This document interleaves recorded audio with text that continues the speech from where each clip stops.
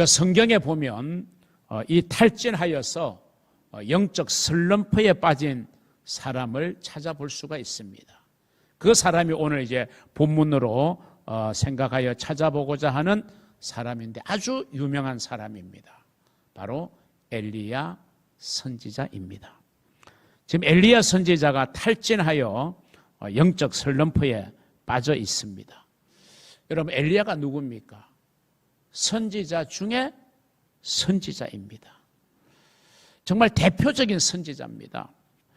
그만큼 엘리야는 아주 출중하고 위대한 인물임에 틀림이 없습니다. 그런 엘리야가 지금 영적으로 탈진하여 슬럼프에 빠져 있다는 것입니다.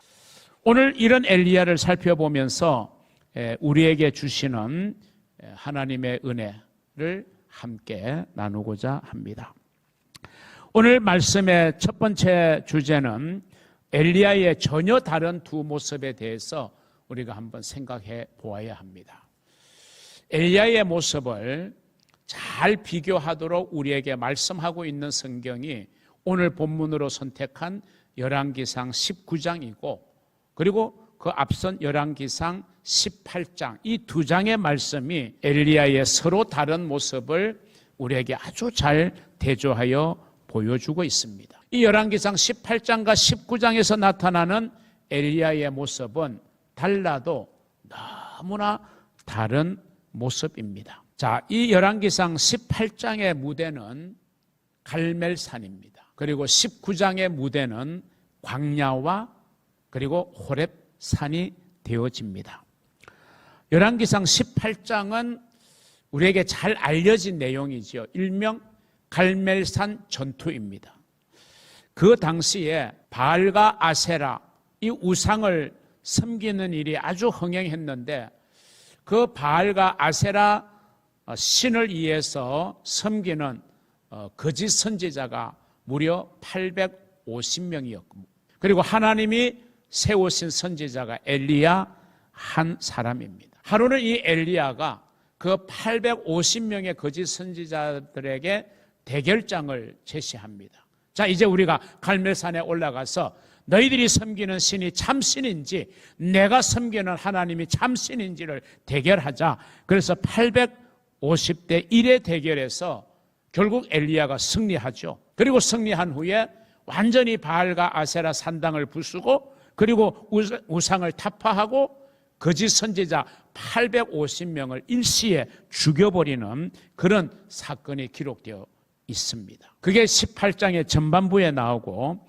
18장 후반부에 보면 바로 그 당대에 이스라엘 땅에 가뭄이 굉장히 오래 지속되었어요. 무려 3년 6개월에 가뭄이 지속되었으니 얼마나 고통스럽겠습니까? 그런데 그런 갈멜산의 전투가 있은 다음에 하늘에 한 점 구름이 또 올랐습니다. 엘리야가 예언을 합니다. 여러분, 이제 이 땅에 하나님께서 큰 비를 주실 것입니다. 모든 사람들이 반신반의했지만 엘리야의 말씀대로 예언대로 곧 큰 비가 이스라엘 땅에 내리게 되는 그런 놀라운 기적의 사건이 바로 열왕기상 18장에 기록되어 있어요. 이 18장만 우리가 읽는다면 정말 엘리야는 우리가 범접할 수 없는 우리가 뭔가 다른 사람이라고 느껴질 수밖에 없는 그런 아주 뛰어나고 출중한 인물, 그가 바로 엘리야 선지자였습니다. 그런데 이 열왕기상 19장으로 넘어오면 전혀 다른 엘리야의 모습을 우리는 만나게 되어집니다. 자, 18장에서 갈멜산에서 일어났던 이야기를 그 당시에 이스라엘의 왕인 아합 왕의 아내가 이세벨이라는 이름을 가진 왕후였는데 아주 악명이 높았고 그리고 바알과 아세라를 앞장서서 섬기면서 이스라엘 땅에 우상 숭배를 아주 독려했던 이세벨 왕후가 그 이야기를 전해 들었습니다. 그러니까 자기가 그렇게 섬기는 신 그리고 그 자신이 섬기는 신을 위해서 일하는 선지자 850명이 일시에 죽임을 당했다는 이 사실 앞에 이세벨 왕후는 분노를 하게 됩니다. 그리고 사신을 이제 엘리야에게 보내가지고 내일 이맘때에 네가 죽인 850명의 그 처참한 선지자들의 죽음처럼 내가 너의 생명을 빼앗겠다, 너의 생명을 죽이겠다, 이런 전가를 엘리야에게 전하게 됩니다. 자, 이 이세벨 이야기를 엘리야가 한 사신을 통해 전해 듣고, 우리가 18장에서 보는 엘리야를 연상한다면 뭐 그 갈멜산 전투 때처럼 전의를 불태우고 다질 수 있잖아요. 그런데 이상하리만큼 이 19장의 시작을 보면 오히려 그런 마음은 전혀 들지 않고 두려운 마음이 확 엘리야를 엄습합니다. 그래서 엘리야가 택한 방법은 광야로 그냥 줄다름을 쳐 도망을 갑니다. 그리고 한 로뎀나무 아래 앉아가지고 하나님, 차라리 내 생명을 지금 거두어 가달라. 차마 자살하지는 못하고 하나님이 지금 내 생명을 거두어 가달라라고 하는 것을 요구하고, 그리고 너무 지쳐서 쓰러져 잠이 들어 있는 엘리야의 모습. 여러분 한번 생각해 보십시오. 어떤 모습이 진짜 엘리야의 모습일까요? 답은 이겁니다. 두 모습 다 엘리야의 모습임에 틀림이 없다. 18장에서 보여지는 엘리야의 모습도 동일한 엘리야고 19장에서 보여지는 엘리야도 18장의 엘리야와 동일한 엘리야임을 우리는 기억합니다. 이건 엘리야의 모습이기도 하지만 바로 저의 모습이고, 그리고 여러분 각자의 모습이기도 하다라고 하는 것입니다. 엘리야는 오락가락하고 있습니다. 18장에서는 롤러코스터를 비유하면 가장 절정에 올라 있습니다. 그런데 19장에 넘어오면 그 공중에 있는 롤러코스터가 아래로 확 곤두박질하여 가장 낮은 곳으로 내려가는 이런 엘리야의 모습을 봅니다. 여러분, 우리도 그런 걸 너무 많이 경험하잖아요. 우리의 감정이 되었던, 우리의 의지가 되었던, 우리의 신앙이 되었던, 우리는 그런 롤러코스터를 타고 있습니다. 어떤 때는 기분이 확 가장 최상의 감정으로 존재할 때도 있어요. 그러다가 어느 순간에 보면 이 감정의 롤러코스터가 가장 아래로 내려가서 세상 모든 걱정 근심을 나홀로 지고 가는 사람처럼 그런 감정의 기복이 우리에게 있지 않습니까? 신앙은 또 어떻습니까? 정말 남부럽지 않게 내가 가장 신앙생활을 잘하는 사람처럼 주님을 위해서라면 무엇이든지 아낌없이 주를 위하여 헌신하겠다고 그런 마음가짐으로 신앙생활을 하던 때도 있는가 하면, 그 신앙의 롤러코스터를 타고 내려가서 정말 의기소침해서 주일날 오는 발걸음도 너무 무거운 발걸음이 되고 겨우 발걸음을 옮기는 그런 모습이 바로 저의 모습이고 여러분의 모습이지 않겠습니까? 그렇기 때문에 이런 상황을 우리가 만날 때 우리가 가져야 될 마음이 어떨까요? 절대로 우리는 이상하게 생각하면 안 됩니다. 이건 어떻게 보면 우리의 과정 속에서 당연히 겪을 수 있는 과정이다. 엘리야가 18장과 19장의 서로 다른 모습이 다른 엘리야가 아니라 동일한 엘리야였음을 생각할 때, 오늘 우리의 삶을 비추어 볼 때 이것이 또 우리에게는 얼마나 위로가 되고 격려가 되는지 몰라요. 자, 그러면 두 번째로 왜 그런 위대한 선지자 엘리야가 탈진하게 되었을까? 그 요인을 한번 성경에서 정리를 해봤습니다. 첫째는 육체적 요인이 있습니다. 너무 이제 엘리야는 지쳐 있겠죠. 850명하고 여러분 대결을 한다는 걸 생각해요. 물론 믿음으로 확신을 가지고 한 일이지만 그 850명과 대결하는 엘리야는 온몸과 마음을 다 쏟았을 거라고 우리는 짐작하고도 남음이 있습니다. 과도한 일로 피로가 누적되었고 또 어떻게 보면은 긴장을 많이 하게 되고 그런 요인 때문에 지금 엘리야의 육체가 아주 탈진하게 된 겁니다. 우리 육체는 다 한계를 가지고 있어요. 여러분도 어떤 목적을 정해놓고 목적을 향해서 이루어야 될 목표가 있다면 그것에 여러분의 온 마음을 쏟고 또 여러분이 시간을 쏟으면서 최선을 다해서 그 목표를 향해서 하다가 그 목표가 딱 이루어지면 그 다음부터 몸이 좀 아프기도 하고 몸에 탈진 증세가 오기도 하죠. 이건 어차피 우리가 어쩔 수 없는 육체의 한계입니다. 그래서 하나님께서도 우리 인간을 창조하시면서 여세 동안은 일하고 일곱째 되는 날에는 안식해라. 왜냐하면 우리 인간의 육체나 모든 것은 쉼이 필요하고 재충전이 필요한 것입니다. 이건 누구나 겪을 수 있는 거죠. 최선을 다해서 뭔가 이루었을 때 그 다음에 오는 육체의 피로는 이건 어쩔 수 없는 것이다. 어떻게 보면은 그 위대한 선지자 엘리야도 육체를 가지고 있기 때문에 그런 요인으로 지금 탈진을 겪고 있을 거다. 우리는 그렇게 이해할 수 있을 거고요. 또 두 번째 요인이 정신적 요인이 있다라고 저는 생각합니다. 우리가 모든 것을 다해서 일을 이루잖아요. 그럼 모든 일의 성취 또는 승리, 그것이 주는 기쁨도 분명히 탁월합니다. 그러나 또 한편으로 보면 모든 걸 다 이루고 내려왔을 때 왠지 모를 허탈감, 이게 또 우리 마음에 찾아오는 경우를 아마 여러분이 일생을 통해서 많이 경험하셨을 겁니다. 우리가 온 몸과 마음을 다해서 어떤 일을 계획하고 준비하고 실행한 뒤에 그냥 대충 적당히 설렁설렁 했다면 허탈감도 오지 않겠지만, 우리가 정말 최선을 다해서 올인했을 때 뭔가를 이룬 기쁨도 있지만 그 뒤에는 또한 허탈감도 우리에게 찾아올 수도 있는 거예요. 열왕기상 19장 10절을 보시면요, 그가 대답하되 내가 만군의 하나님 여호와께 열심히 유별하오니, 유독 특별했다는 거예요. 아주 열심히 특별했다는 거예요. 그만큼 이제 정신적인 허탈감도 찾아오는 거죠.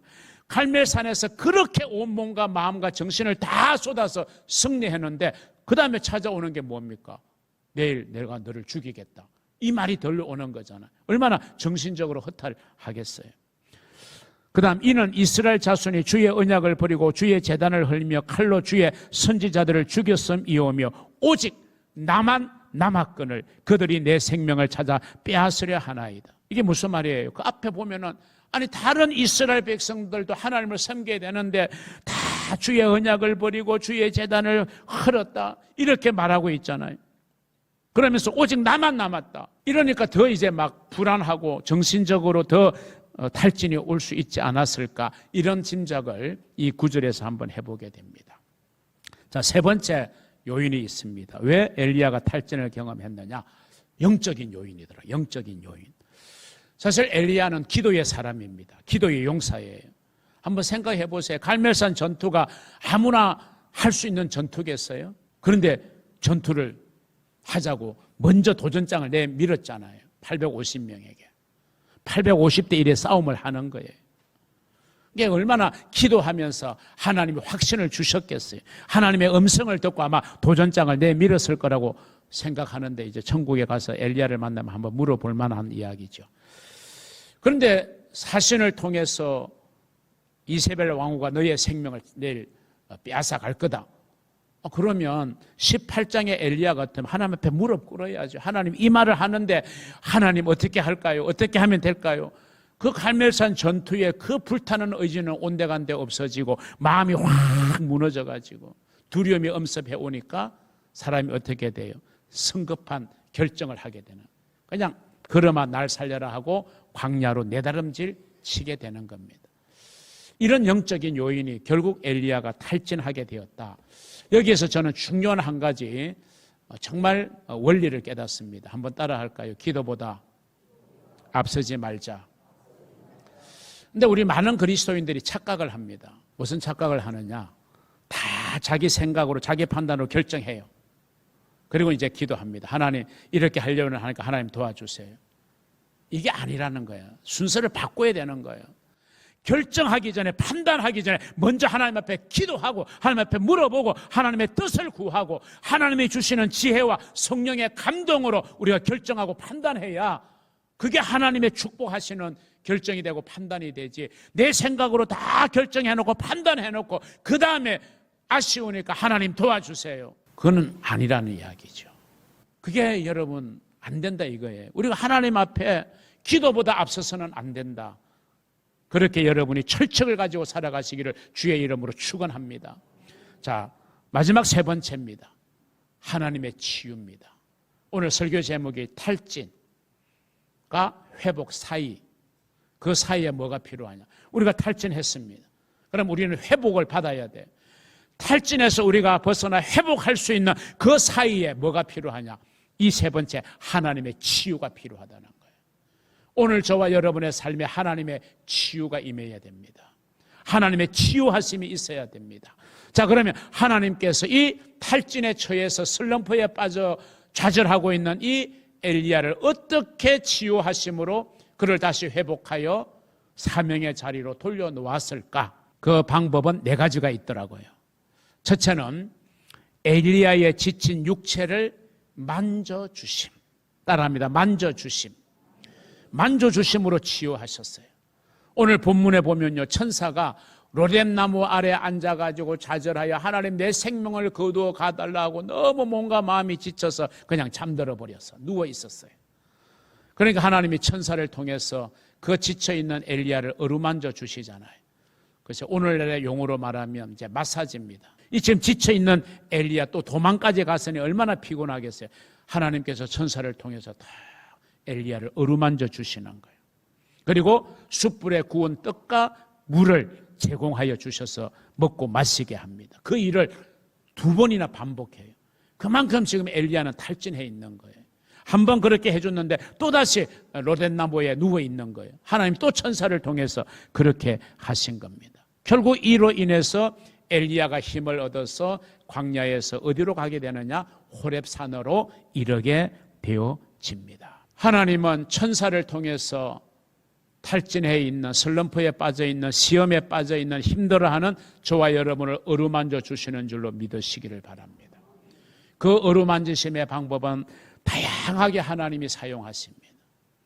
생각지도 않는 어떤 분의 전화 한 통이 나에게 천사의 어루만짐으로 작용할 수도 있고, 누군가의 대화와 만남을 통해서 그것이 나에게 어루만짐으로 다가올 수도 있습니다.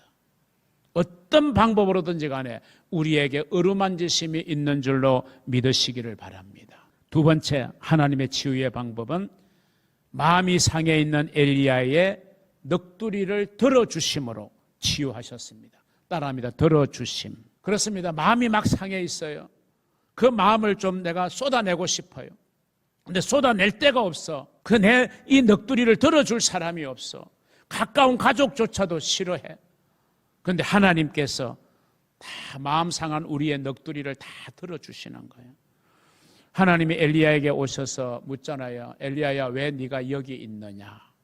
하나님이 이제 대화를 걸어오시는 거예요. 엘리야가 그때부터 입이 열려가지고 쫙 이야기를 해요. 그런데 그 이야기를 이제 성경에 기록하고 있는데 자세하게 훑어보면 맞는 대목도 있어요. 그런데 전혀 맞지 않는 대목도 있어요. 아까 제가 잠깐 소개해드린 한 구절, 오직 나만 남았거늘 그랬잖아요. 다 하나님을 버리고 자기만 남아있다. 자기만 우상에게 절하지 않았다. 이런 생각을 지금 하고 있는 거예요. 그러니까 얼마나 외롭겠어요. 여기 수백 명이 있는데 다른 사람들은 다 우상 숭배하는데 나만 하지 않았다. 얼마나 힘들겠어요, 그러면. 여러분, 근데 하나님은 마지막에 이제 결론적으로 우리가 살펴보게 되는데 하나님 뭐라고 말씀합니까? 네 혼자가 아니다. 내가 바알에게 무릎 꿇지 아니하는 사람 얼마를 남겼다? 7,000명을 남겨놓았다. 이게 엘리야는 하나님 앞에 넋두리를 하면서 오직 나만 남았습니다 하고 한탄을 하지만 하나님은 아니라는 거죠. 그래도 아니야 하고 말을 바로 끊지 않아 하셔서 다 들어주시는 거예요. 이게 들어준다는 게 이게 쉽지는 않습니다. 저도 가장 힘들어하는 부분이 이 부분인 것 같아요.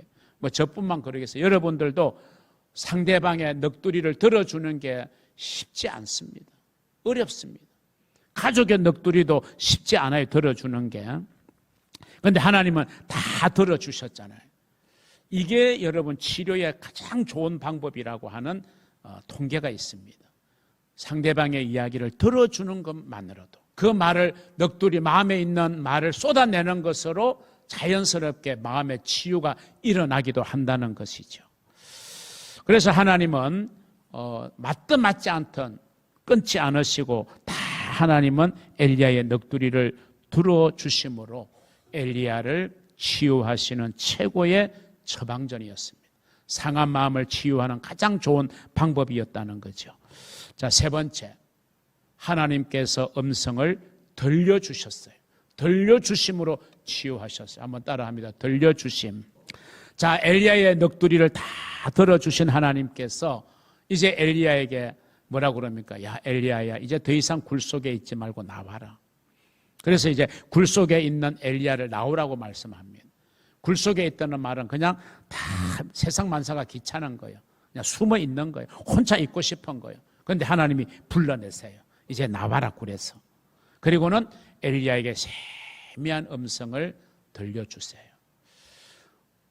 이 지점에서 우리가 누가복음의 기사를 떠올리게 되죠. 예수의 죽음 앞에 제자들이 다 절망하고 실망하여 뿔뿔이 흩어집니다. 그때 이제 엠마오, 자기의 고향으로 내려가는 두 제자가 있었어요. 근데 부활의 주님께서 그 엠마오로 내려가던 두 제자와 동행을 하십니다. 그러면서 말씀을 자세하게 풀어주세요. 처음에는 동행하는 분이, 말씀하는 분이 누구인지 몰랐어요. 그런데 나중에 하나님께서 그들의 눈을 밝혀주셨어요. 그래서 예수님인 걸 알았어요. 그리고 회복됐어요. 그리고 다시 엠마오로 내려가던 발걸음을 옮겨 사명의 자리인 예루살렘으로 발걸음을 옮기게 되잖아요. 눈이 밝았다. 저는 이걸 이렇게 이해하고 싶어요. 좌절한 마음, 무너진 마음, 그 마음에 주의 말씀이 들려짐으로 마음에 햇살이 비쳤다. 마음이 회복되었다. 마음이 열렸다는 거예요. 눈이 열린지라가 바로 마음이 열린지라. 하나님께서 들려주시는 거예요. 여러분이 힘들고 어려울 때 그래서 말씀을 들어야 되는 겁니다. 말씀 앞으로 나와야 되는 거예요. 왜? 말씀 들을 때 우리가 치유되고 말씀 들을 때 힘이 일어나거든요. 마지막 네 번째, 하나님께서 새로운 비전을 뭐 하셨다? 보여주심으로 치유하셨어요. 따라합니다. 보여주심. 엘리야에게 내 생명을 거두어 가달라라고 했지만 하나님은 뭐라고 그럽니까? 너가 아직 해야 할 일이 있다. 네가 아직도 불러야 할 노래가 있다. 이걸 하나님이 이제 하나씩 하나씩 보여주는 거예요. 우리가 해야 할 일이 있다는 것, 우리가 불러야 될 노래가 있다는 것은요, 우리를 살아나게 하고 우리를 꿈틀거리게 하는 원동력이 되는 겁니다. 우리가 숨쉬게 하는 요인이 되는 것입니다. 지친 엘리야에게 하나님께서는 새로운 비전을 보여주시면서 엘리야에게 사명을 맡겨주셨어요. 구체적으로 보면요, 야, 너는 지금 후계자를 정해야 된다. 빨리 가서 엘리사를 너의 후계자로 세워야 하는 사명이 있다. 두 번째, 다메섹으로 가서 하사엘이라는 사람에게 기름을 부어서 그를 아람의 왕이 되게 해야 되는 게 네가 앞으로 해야 될 사명이다. 그리고 세 번째, 예후에게 기름을 부어서 이스라엘의 왕이 되게 해야 된다. 그리고 네 번째, 그 모든 사명을 위해서 내가 너에게 동력자를 세워주겠다. 그러면서 하신 말씀이 내가 바알에게 무릎 꿇지 아니한 사람 7,000명을 내가 남겨놓았다. 이렇게 하나님이 위로하시는 겁니다. 여러분, 우리가 해야 할 일이 있다는 걸 깨닫는 순간 우리는 절대로 좌절할 수 없고 주저앉을 수 없습니다. 살아가야 할, 힘있게 일어나야 할 분명한 이유와 목적이 생기는 것입니다. 사랑하는 성도 여러분, 여러분이 때때로 탈진하고 때때로 슬럼프에 빠지고 때때로 시험에 들고 힘을 잃을 때가 있을 겁니다. 그것을 우리는 한마디로 탈진한 상태입니다. 탈진한 사람에게는 반드시 회복이 필요합니다. 그 회복을 이루시는 여러분이 되시기를 바라고, 탈진이 회복으로 가는 그 사이에 하나님의 치유하심이 필요합니다. 하나님의 치유하심은 하나님이 여러분을 어루만져 주시고 여러분의 넋두리, 여러분의 마음의 소리를 다 들어주시고, 그리고 하나님께서 세미한 음성으로 하나님의 말씀을 들려주심으로 여러분에게 위로하시고 힘을 주시고, 그리고 여러분이 결정해야 되고 여러분이 감당해야 되고 여러분이 나아가야 할 비전을 보여주심으로 여러분을 치유하시는 그 하나님의 놀라운 치유하심의 은혜를 경험하는 복된 성도들 다 되시기를 주님의 이름으로 축복합니다.